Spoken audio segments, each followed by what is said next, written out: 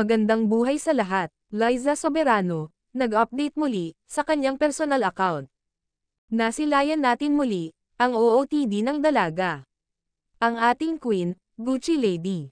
Ang ganda-ganda niya, lalong tumitingkad ang kanyang kagandahan sa kanyang orange top. At binagayan pa ito ng Gucci bag. Liza caption, "Who else is feeling the holiday rush? Running over to the nearest Gucci boutique to do some Christmas gift shopping."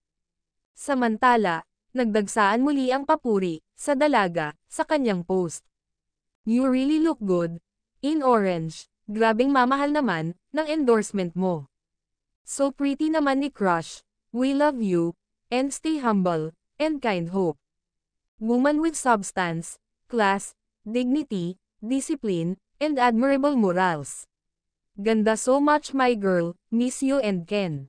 Ang mga supporters ng Liz Ken, na di nagsasawang mahalin, at suportahan, ang magkasintahan, ang kanilang tagapagtanggol, sa social media, lalong-lalo na, sa mga bashers.